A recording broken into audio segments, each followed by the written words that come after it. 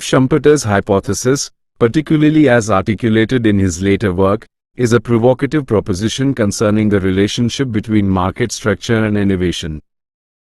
Intuitively, the hypothesis posits that large firms possessing a degree of market power, oligopoly or temporary monopoly, are the most effective engines of technological progress and long-run economic growth. This runs contrary to the traditional neoclassical view that perfect competition is the ideal market structure.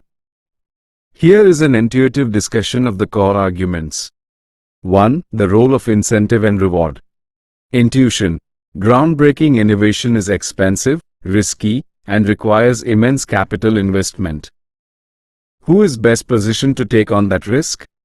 The problem with perfect competition. In a world of perfect competition, profits are instantly competed away. If a small, perfectly competitive firm develops a major innovation, its rivals will immediately imitate it, driving the price down to cost.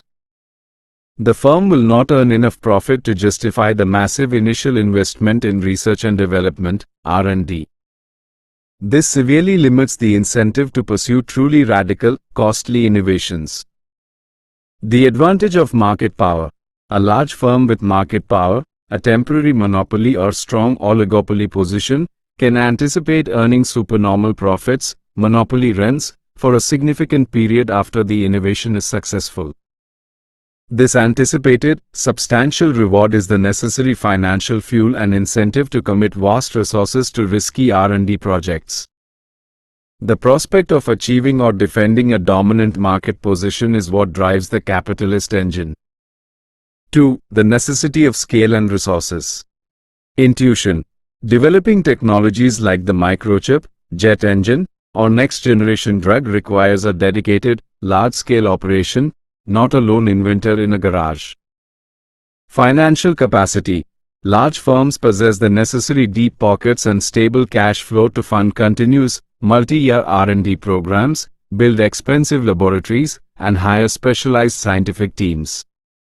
They can absorb the inevitable failures that are part of the innovation process. Risk management. Large firms can pursue a diversified portfolio of R&D projects, meaning the failure of one high-risk project won't bankrupt the entire company.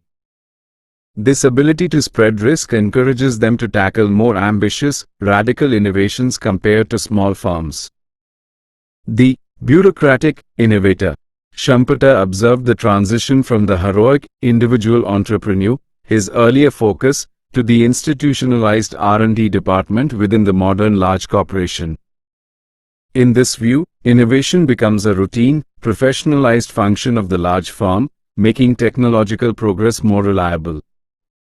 3. Innovation versus creative destruction, revisited. Schumpeter linked this hypothesis to his famous concept of creative destruction. For the large firm with market power, the most effective competition is not merely incremental price cutting by rivals. It is the existential threat posed by a brand new product or technology that could render their entire business obsolete. Therefore, the large, dominant firm is compelled to constantly innovate to defend its current market position against future, unknown competitors. This dynamic rivalry, which strikes not at the margins of the profits, but at their foundations and their very lives, ensures that even firms with market power cannot become complacent. In summary, the Schumpeterian hypothesis argues that while market power may appear to reduce static, short-term competition in prices, it is actually the crucial prerequisite for dynamic, long-term competition in innovation, ultimately accelerating technological progress for the entire economy.